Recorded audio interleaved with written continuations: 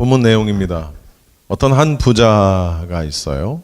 그 부자는 아마도 한 해 농사를 정말 열심히 최선을 다해서 잘 지은 것 같아요. 밭농사를 했는데 그해 소출이 열매가 아주 풍성했어요. 곡간이 있었는데 그 곡간에 다 들어갈 수 없을 만큼 많은 소출을 열매를 얻게 됩니다. 그 부자는 생각합니다. 내가 이 많은 곡식을 어디다가 쌓아두지? 생각하다가 그는 결심합니다. 기존에 있던 곡간을 헐어버리고 더 큰 곡간을 그곳에다 지어서 곡식과 물건을 쌓아두기로 생각을 합니다. 그런 생각을 하면서 이 부자는 정말 행복했어요. 최소한 몇 년은 먹을 수 있는 곡식을 곡간에 채우면서 그런 생각을 했을 거예요. 정말 정신없이 나는 살아왔어. 정말 바쁘게 살아왔어. 정말 힘들었어.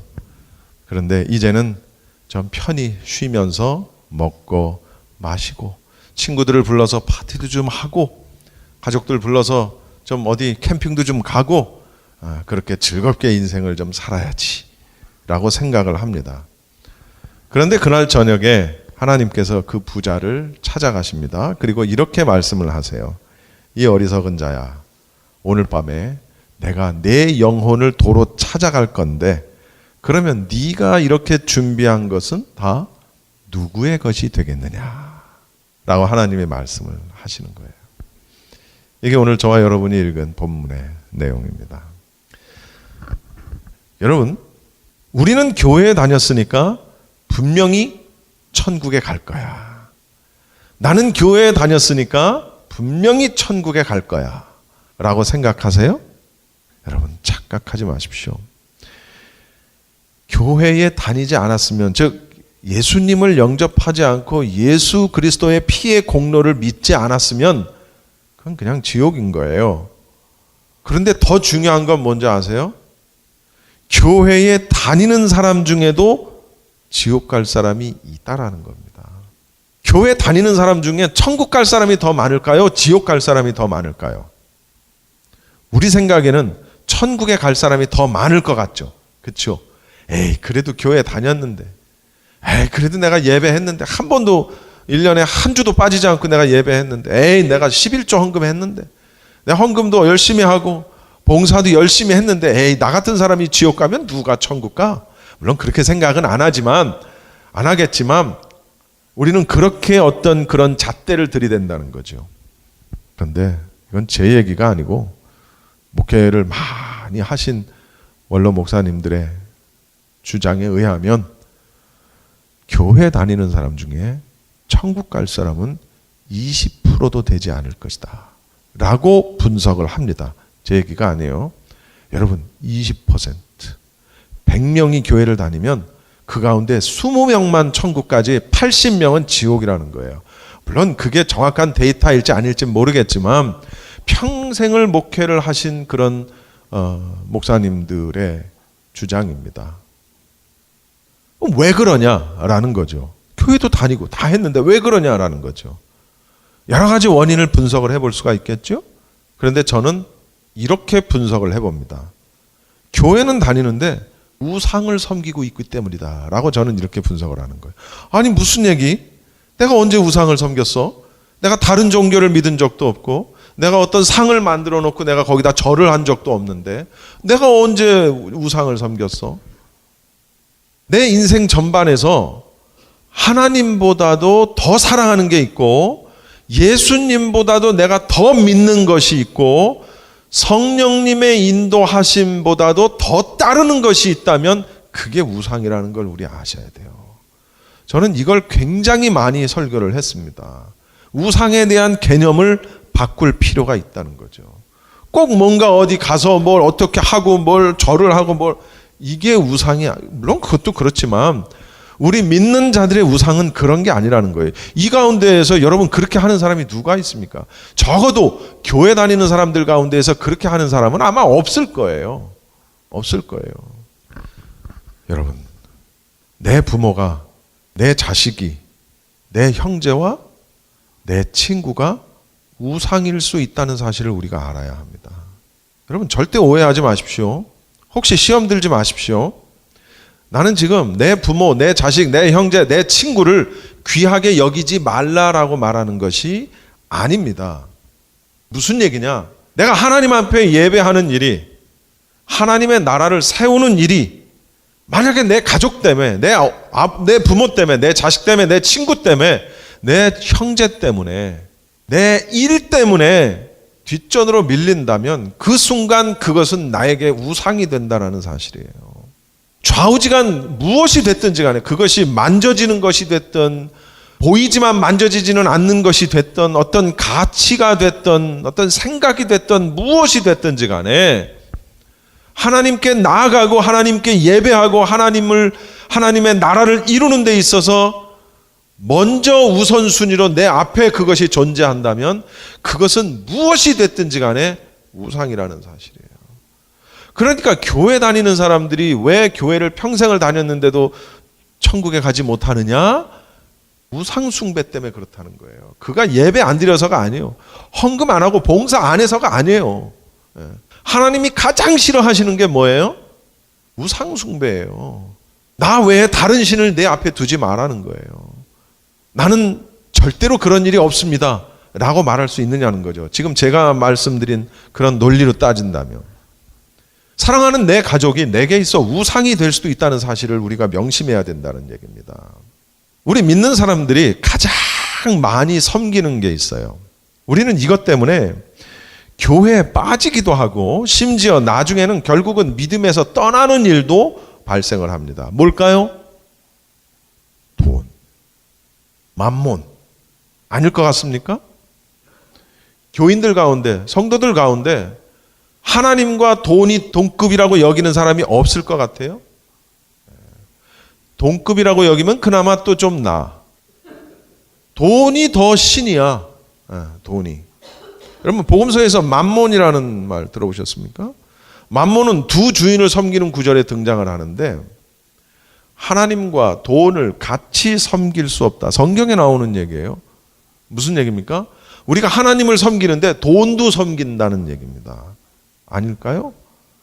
하나님과 돈을 같이 섬길 수 없다. 만몬은 부와 탐욕을 의미하는 것입니다.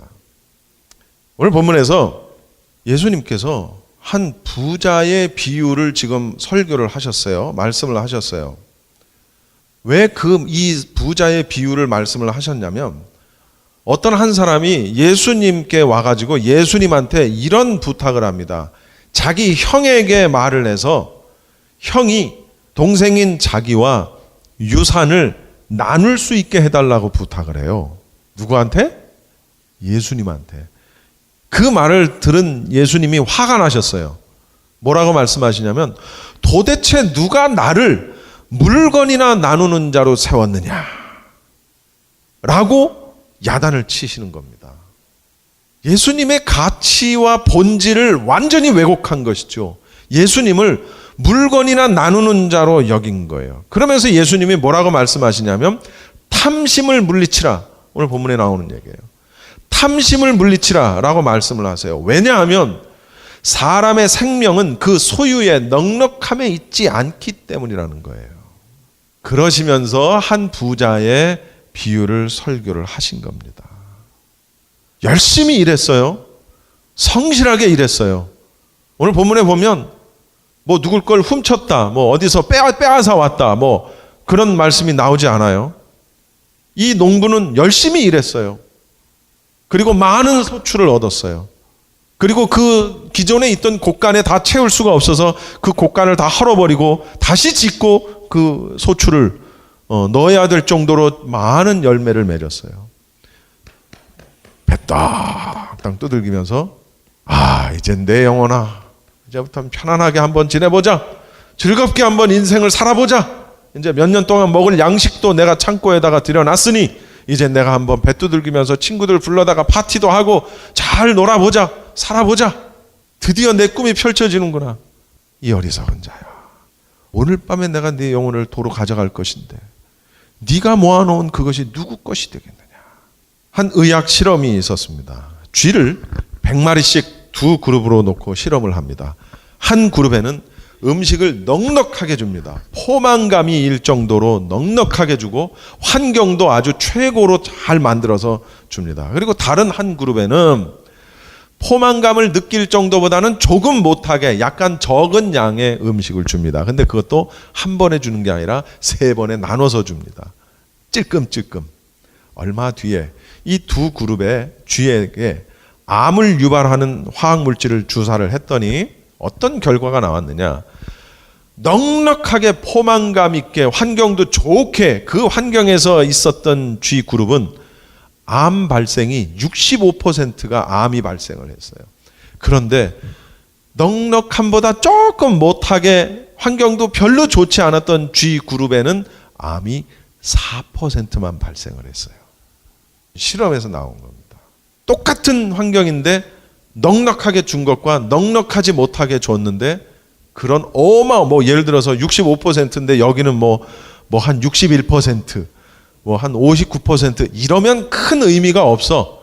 그런데 65%와 4%는 여긴 거의 안 걸렸다고 보면 되는 거예요. 어마어마한 차이죠. 그럼 왜 이런 결과가 나왔느냐라는 거죠. 전문가들은 분석을 하는 거예요. 첫 번째 그룹, 그러니까 넉넉하게 먹을 것도 있었고 환경도 좋았던 그룹에 있던 쥐들은 병원균하고 싸워서 이기게 하는 요소, 면역력, T임파구가 너무 많이 먹어가지고 과식으로 인해서 그 힘이 떨어져 버렸어. 너무 잘 먹고 너무 환경이 좋아. 그랬더니 몸 안에 있던 T임파구라는 면역세포의 그 힘이 떨어져가지고 암세포가 들어오니까 싸워 이길 수가 없는 거예요. 그러니까 65%의 쥐들이 암에 걸려버렸어. 그 얘기는 그 반대죠. 넉넉하게 먹지 못했던 쥐의 그룹, 별로 좋지 않았던 환경에 있던 쥐 그룹은 스스로 이 안에서 싸워 이길 수 있는 면역력을 키우는 거예요. 그리고 암이 들어왔을 때 그걸 몸 안에서 다 사멸시켜버린 그런 결과가 나왔다는 거죠. 포만감이, 넉넉함이 그 쥐의 생명에 위협을 주었다라는 얘기입니다. 이건 우리에게 영적으로 굉장히 큰 의미를 부여한다는 사실이에요. 우리의 더 갖고자 하는 끝없는 탐욕도 그런 탐욕이 우리의 영혼에 침투하는 악한 영을 대항할 수 있는, 악한 영에 저항할 수 있는 그 영적인 파워, 영적인 힘을 무력하게 만들어버린다는 거죠. 그럼 어떻게 되겠어요? 내 영혼에 치명적인 악영향을 끼치게 된다는 거죠. 넘어지게 돼요. 시험 드는 일도 잦고 상처받는 일도 잦고 기도해야 되는데 기도할 힘도 없고 핑계대고 영적인 어떤 삶 속에서 살다가 빠져나와. 그리고 세상 사람들과 별반 다르지 않은 삶 속으로 들어가는 거예요. 왜? 넉넉함. 여러분, 돈은 우리의 목적이 될 수 없습니다. 믿습니까? 돈은 우리의 목적도 될 수 없고 목표도 될 수 없습니다. 인정하십니까? 왜냐하면 돈은 우리의 생명을 연장시켜 줄 수도 없고 하나님 나라를 보장시켜 주는 것도 아니기 때문이라는 거예요. 할렐루야. 돈의 가치는 그럼 무엇일까? 그럼 돈이 필요 없어요? 없어도 돼요? 까짓거 그냥 이거 다 가져가 그냥. 에? 필요 없어요? 필요하죠. 돈의 가치는 뭐냐? 우리의 삶에 있어서 단지 조금 필요한 하나의 도구일 뿐이라는 사실을 우리가 알아요. 이 세상의 구조가 그렇게 만들어졌기 때문에 돈이 없이는 살 수가 없어요. 그 얘기는 반대로 돈만 있으면 이 세상은 살아가기 꽤 괜찮은 세상이에요. 그러니까 하나님과 돈을 동급으로 놓는 거예요. 그리고 이제 조금 지나면 하나님을 돈 밑에다가 놓는 거예요. 무엇을 선택할 것이냐? 돈을 선택한다는 거죠. 여러분, 돈이 없으면 쌀 한 톨도 구할 수 없어요. 라면 한 봉지도 살 수 없어요. 내 아기에게 먹일 분유도 살 수 없어요. 아파도 병원에 갈 수 없어요. 옷도 사 입을 수 없어요. 돈이 없으면 아무것도 할 수 없습니다. 이런 노래 혹시 아세요? 돈 때문에 속상하고 돈 때문에 기분 좋고 돈이란 무엇이길래 사람을 울리나 짠짠 돈 때문에 출세하고 돈 때문에 고생하고 돈이란 무엇이길래 사람을 유혹하나 짠짠. 그 노래의 끝에 결론이 뭔지 아세요? 에? 짠짠이야? 뭐 하면 돈에 빠지지 말자. 이게 이 노래의 결론이에요. 좌우지간. 이게 가요인데 홍수철이라는 가수가 부르는 홍수환 동생 홍수철 부르는 뽕짝인데 참 좋은 노래야. 아주 복음적인 것 같아. 돈 때문에 사랑 때문에 돈이 필요해요. 돈이 없으면 어떻게 해요? 돈이 필요하니까 일하는 거예요. 여기 일 안 하는 사람이 어디 있습니까? 일 안 하고 어떻게 우리 예준이 예담이가 대학에 왜 가요? 대학 왜 가는 거예요? 예준이 예담이 대학 왜 가요? 무엇 때문에 대학을 가려고 그러는 거예요? 돈 벌려고. 그러니까 이제 돈 벌려고 바로 가버렸는데 그 내가 듣고 싶은 대답이 뭐였냐면 직업 때문에 일하려고. 그러면 이제 왜 일하려고? 그렇게 물으면 돈 벌려고. 그 다음이 중요한 거예요. 돈 벌어서 뭐 할 건데? 아니, 잘 먹고 잘 살아야죠. 그럼 잘 먹고 잘 살고 그 다음에 아니 뭐 내 자식들한테 뭐 재산도 좀 남기고 뭐 이 어떤 사람처럼 우리 형이 나에게 유산을 좀 나눠 갖게 해달라고 말해달라고. 여러분 돈이 필요합니다. 그런데 예수님께서 오늘 본문에 우리에게 어떻게 말씀하시는지를 한번 봅시다. 오늘 아까 안 읽었는데 여러분 성경 보세요. 22절부터 30절까지 말씀 한번 읽어봅시다. 시작.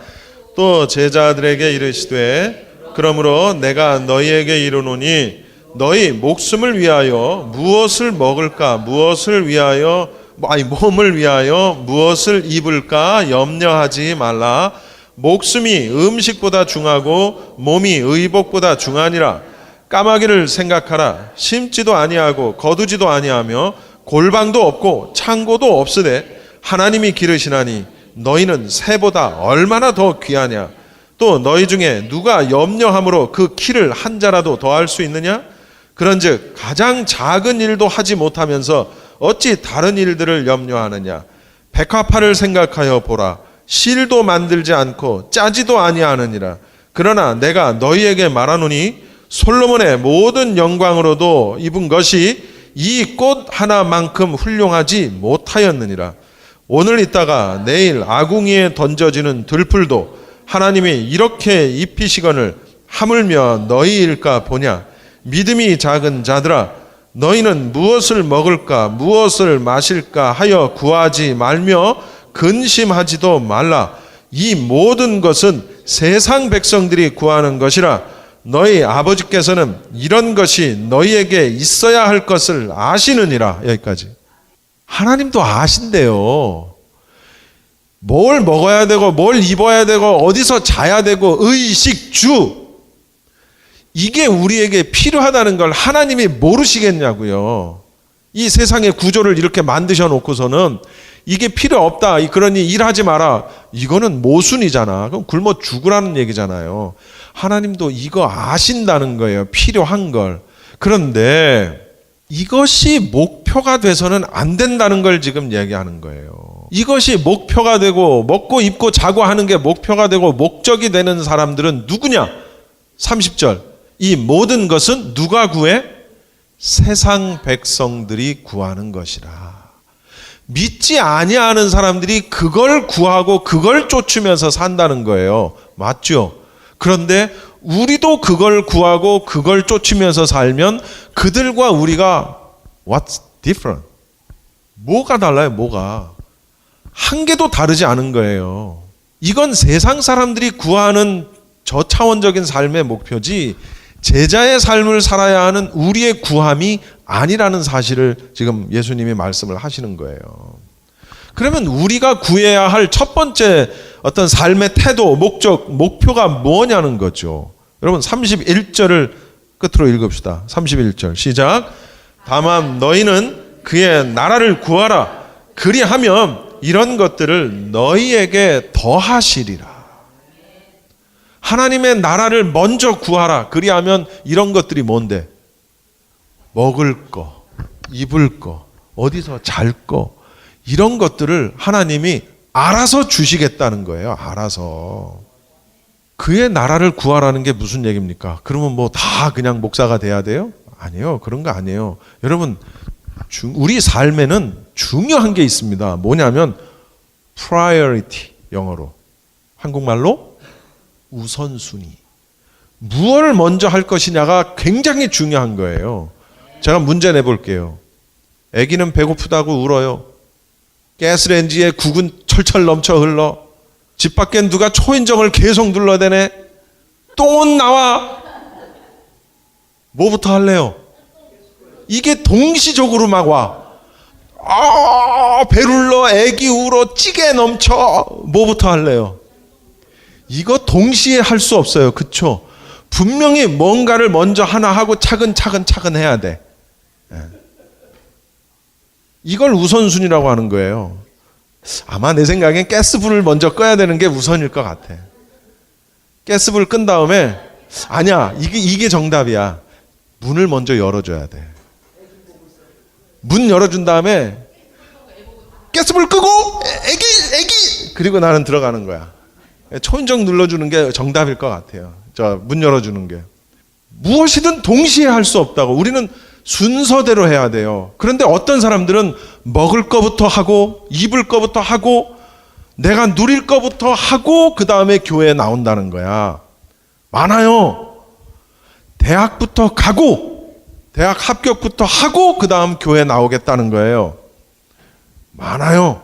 제가 요번 말고 지난번에 2014년에 한국 갔을 때 제가 다니던 교회 집사님 한 분이 그 얘기를 했어요. 아들놈이 두 놈이 있는데 교회를 다니다가 엄마 대학 간 다음에 교회 다닐래? 우리 대한민국 부모님들은 공부하겠다 그러면은